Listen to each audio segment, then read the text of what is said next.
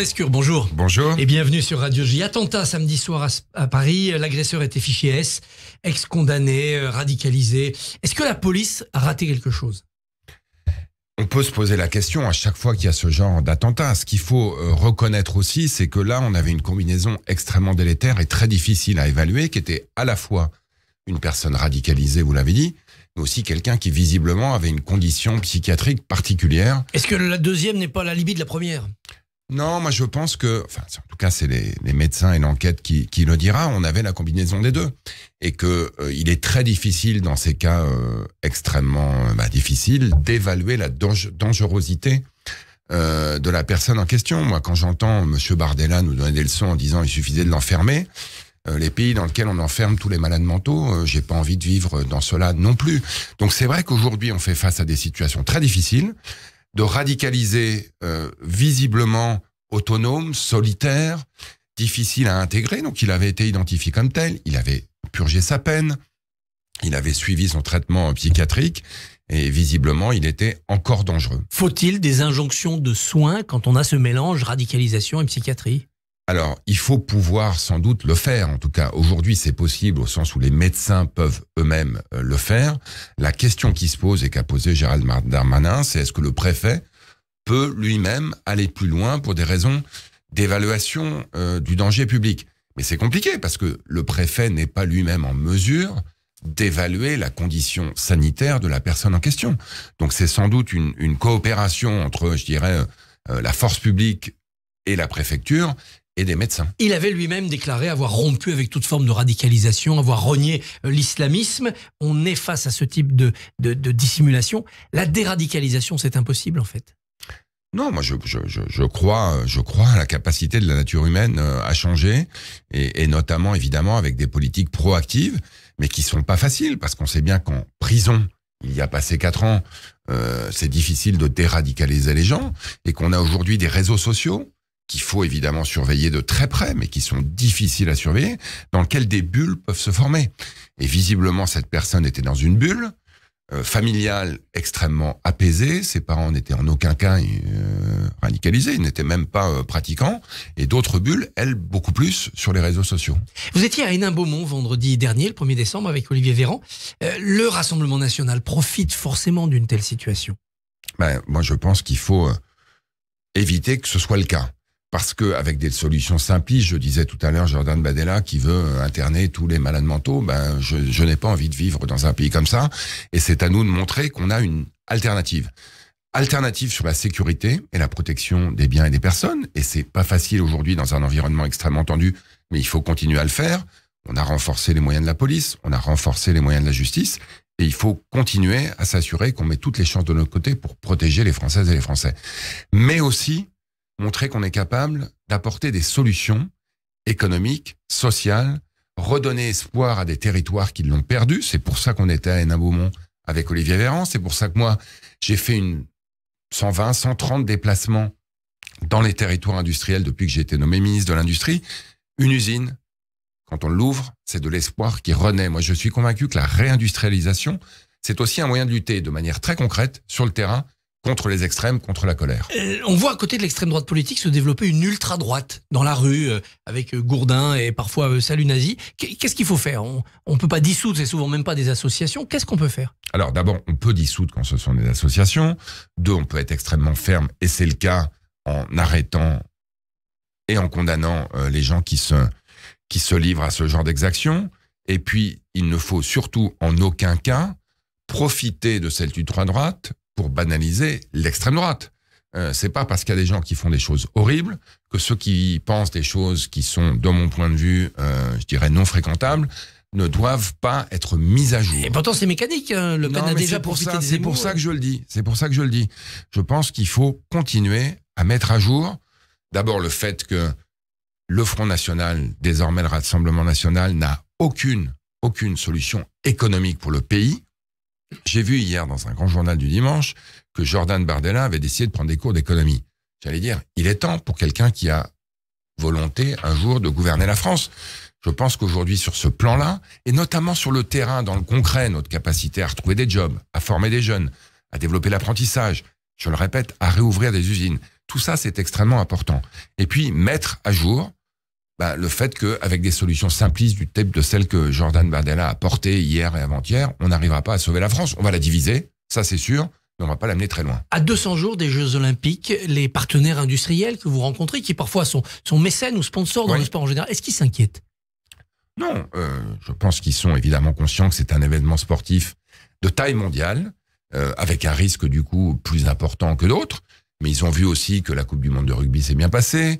Ils ont vu qu'aujourd'hui, on prend un certain nombre de décisions pour lesquelles on était critiqué la semaine dernière. Vous vous souvenez, hein, sécuriser les zones. Le QR code. Le fameux QR code là, qui pouvait apparaître un peu kafkaïen et qui d'un seul coup apparaît somme toute une manière raisonnable de sécuriser les zones dans lesquelles on aura beaucoup de monde et dans lesquelles, évidemment, la cérémonie inaugurale se déroulera. Donc non, on met tout en place. Moi, en tout cas, quand je parle aux sponsors, aux industriels qui sont prêts à accompagner cet événement, aujourd'hui, ils sont plutôt très heureux de pouvoir le faire, assez enthousiastes et plutôt impatients de voir comment tout ça va se dérouler, et j'espère dans la joie et la bonne humeur, évidemment. Pouvez-vous nous expliquer pourquoi le président de la République a tensé Israël à la sortie de la COP28 en disant la bonne lutte contre le terrorisme n'est pas le bombardement systématique et permanent? C'est une rupture avec Jérusalem? Non. Il a fait exactement ce que le ministre de la Défense américain a fait à quelques heures d'intervalle. C'est-à-dire que préciser des buts stratégiques. L'éradication du Hamas, par exemple, c'est compliqué. Des soldats du Hamas, il n'y en a pas qu'à Gaza, il n'y en a pas qu'à Israël, il y en a un peu partout dans le monde. La préservation des populations civiles, c'est exactement ce qu'a dit le ministre de la Défense américain, qui lui a combattu en Irak, dans des villes, et il sait combien c'est compliqué de combattre des terroristes en protégeant les civils. Mais il dit quand même qu'il faut le faire, parce que c'est la seule manière, évidemment, de gagner un conflit. Et il faut jamais l'oublier, qui est issu d'une attaque horrible. On n'oubliera jamais ce qui s'est passé le 7 octobre. On peut, aucun d'entre nous, se mettre à la place de ceux qui ont vécu ça, directement ou dans les familles. Mais la seule manière de gagner cette guerre, sans nourrir les guerres futures, c'est de tout faire pour protéger les populations civiles. Cibler les terroristes et essayer d'épargner les civils. C'est très difficile, hein, je jette pas la pierre, c'est le cas de le dire malheureusement, mais c'est très difficile. Mais c'est le lot des démocraties modernes, et Israël est une grande démocratie moderne, il faut qu'elle le fasse, au risque de quoi on en prendra sans doute pour 10 ans, comme l'a dit le président de la République. Parlons de votre portefeuille, l'industrie. Est-ce que vous considérez que la bataille est désormais gagnée, qu'il y a une sorte de défait de seuil qui a été franchi, la réindustrialisation dans notre pays est irréversible? Pour reprendre une citation célèbre, la bataille a été gagnée, mais pas la guerre. La réindustrialisation, c'est le travail d'une génération. Donc la désindustrialisation a concerné une génération, la mienne. Moi, je souhaite que les générations aujourd'hui qui arrivent sur le marché du travail puissent trouver un job dans l'industrie, puissent réaliser que c'est bien payé l'industrie, puissent réaliser qu'on peut y faire carrière, et puissent réaliser, c'est très important, que l'industrie, c'est la manière efficace de décarboner la France. L'industrie, ça réconcilie économie et écologie. Quand vous créez une usine verte, quand vous créez une usine de batteries électriques, de pompes à chaleur, quand vous décarbonez une aciérie traditionnelle, vous fabriquez l'avenir. Donc, mon job, c'est évidemment de s'assurer que ces usines ouvrent, mais aussi et surtout de convaincre les jeunes que l'industrie, c'est l'avenir de la nation française. Est-ce qu'il ne faut pas convaincre aussi les industriels de garder les vieux? Les plus de 55 ans, payer 90% pour une activité de 80%, c'est ce que propose Bruno Le Maire, c'est la bonne solution? En tout cas, c'est une bonne piste. Moi, j'ai 57 ans. Je vois autour de moi des amis qui se retrouvent dans une situation difficile où, au fond, l'entreprise se dit, si je me débarrasse de lui, il est un peu émoussé, j'irai recruter des jeunes moins chers. Et la personne en question se dit, au fond, parce que son travail est dévalorisé, j'ai peut-être intérêt, effectivement, à prendre un dispositif de pré-retraite ou quelque chose qui y ressemble. Il faut changer ça. Il faut changer ça. Il faut vraiment, collectivement, qu'on réalise, notamment dans l'industrie, que des seniors, c'est un atout pour une entreprise. Ils peuvent aller chercher des jeunes, les convaincre, aller dans les écoles, pourquoi pas, faire de la formation, faire du mentorat. Donc, ils sont peut-être pas aussi productifs, comme on dit, que des jeunes qui rejoindraient l'entreprise, mais ils peuvent apporter beaucoup. Et ça, je pense que c'est un changement de culture, mais qu'on a aussi un changement de mesures, de politique à mettre en œuvre. Il y a un peu de contraintes à mettre en pratique. Aujourd'hui, on a des incitations qui vont dans le mauvais sens. Une entreprise a intérêt à se débarrasser d'un senior, et un senior a intérêt à quitter l'entreprise. Il faut qu'on change ça. Et à mon avis, c'est effectivement par des mesures du type de celles que Bruno Le Maire a mis sur la table qu'on y arrivera. Bruno Le Maire veut aussi que le recours contre un licenciement soit plus bref. On a un certain temps en France, 12 mois je crois, c'est 2 mois ailleurs. C'est une mesure qui pourrait fâcher les syndicats. Oui, et je pense que Bruno Le Maire l'a dit d'ailleurs, et Olivier Dussopt évidemment le dira d'autant plus. C'est des mesures qu'il faut travailler avec les partenaires sociaux. L'essentiel de ces mesures doivent relever de la négociation sociale, mais à condition qu'on se mette d'accord sur l'objectif. Aujourd'hui, je le répète, il y a un peu un espèce d'intérêt commun à ce que les seniors arrêtent de travailler. Il faut qu'on se donne comme objectif commun les partenaires sociaux, représentants des organisations patronales et syndicales, et le gouvernement, de changer ça. Et ça va prendre des décisions pas faciles. Il faut que tout le monde soit prêt à les prendre.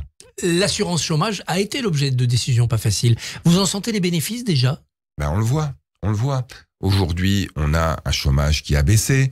Il a certes monté un petit peu ces derniers mois, mais globalement, on continue à créer de l'emploi en France. Bien sûr, on a un des systèmes d'assurance chômage les plus bénéfiques, les plus favorables, les plus positifs au monde, et même en Europe. Maintenant, le fait de l'avoir rendu un peu plus flexible, un peu plus difficile parfois aussi pour certains, a permis de faire baisser le chômage comme on l'avait jamais connu en France, notamment pour les populations difficiles, les jeunes et les seniors, ça commence à baisser. Une loi Pacte 2, c'est ce que voudrait rédiger Bruno Le Maire au prochain semestre. À quoi ça servirait dans l'industrie, par exemple ? Alors, on a déjà voté pas mal de choses dans l'industrie. On a raccourci les délais d'instruction pour installer une usine. On a voté un crédit d'impôt qui va permettre à l'industrie verte de s'installer plus facilement. On a aujourd'hui un alignement de l'État, des préfets, des régions, des départements pour l'industrie. Donc je pense que dans l'industrie, une bonne partie du boulot a été fait. Il y a encore un défi autour des recours, ce qu'on appelle les recours abusifs. Quand on va installer une usine, quand on veut parfois construire un logement, quand on veut construire une autoroute, on a tendance à avoir des recours qui se multiplient, qui font durer les procédures et qui rendent du coup les installations économiques plus difficiles. Donc ça, on peut encore faire des efforts. D'ailleurs, je pense que Bruno Le Maire l'a mentionné dans sa interview. Et pour mener ce combat, aller au Parlement européen, ça vous intéresserait pas ? Moi, je suis très heureux là où je suis. Franchement, cette question, à ce stade, ne s'est pas posée. Mais je suis convaincu, en tout cas, et moi, je compte prendre ma part dans la campagne européenne, que l'Europe fait partie des solutions et qu'il faut porter ça, notamment dans une politique industrielle extrêmement ambitieuse. La souveraineté industrielle française, elle s'inscrit dans une souveraineté industrielle européenne. Roland Lescure, merci, bonne journée. Merci à vous. Merci beaucoup Christophe. Christophe Barbier qu'on retrouvera demain à 7h45. Demain, votre invité sera Nelly Garnier, conseillère de Paris et conseillère régionale LR. Radio J. Retrouvez le Barbier du matin sur le site radioj.fr, sur la page Facebook de Radio J et sur l'appli Radio J. Radio J, 15h-16h30, Cyrielle Sarah-Cohen. Je vous donne rendez-vous du lundi au jeudi avec un invité. Et je suis ravie d'être invitée à Radio J. Des chroniques et un coup de cœur à vous faire découvrir. Et ce temps de parole, honnêtement, est très précieux. Donc merci à vous. À tout à l'heure. Radio J. Vous faites votre alia ? Depuis 30 ans, Sonigo Déménagement Groupe Fidi s'occupe de tout. Expédition en groupage maritime et conteneurs personnalisés. Assurance tout risque. Véhicules. Solutions de stockage pour courte et longue durée en nos dépôts ultra sécurisés. Sonigo Déménagement, agent en douane certifié Fidi et reconnu par les autorités, facilitera toutes vos démarches. Sonigo Déménagement Groupe Fidi Au 01 76 54 92 92. 01 76 54 92 92 ou sur le www.sonigo.eu. Vous écoutez Radio J. Radio J. Sur le site radioj.fr, sur la page Facebook de Radio J et sur l'appli Radio J. Radio J. À l'occasion des fêtes de Tichy, la Fondation Kazip Kojazor vous présente ses meilleurs vœux. Le Kazip Kojazor conjugue au quotidien le mot solidarité au profit de plus de 30 000 personnes démunies de notre communauté. Destinez vos dons aux milliers de familles en difficulté sociale, aux personnes en situation de handicap, ainsi qu'aux survivants de la Shoah. Faites confiance à la plus importante fondation d'aide sociale juive de France et bénéficiez d'une déduction d'impôt jusqu'à 75%. Fondation Kazip Kojazor, 01 49 23 71 40. Kazip.fr. Avec la Tzedaka FSJU, solidaire plus que jamais. Agir face à la précarité, au handicap, aux violences, aux accidents de la vie. Soutenir les familles israéliennes réfugiées en France. Toutes ces actions, nous les menons depuis plus de 31 ans grâce à votre générosité et votre fidélité. Cette année, donateurs, bénévoles et parrains, soyons solidaires, plus que jamais. Donnez sur tzedaka.fr. Tzedaka.fr. Pour rester connecté à nos actions et événements, suivez dès maintenant le FSJU sur les réseaux sociaux. Radio J. Vous écoutez Radio J à Paris sur 94.8 et sur radioj.fr.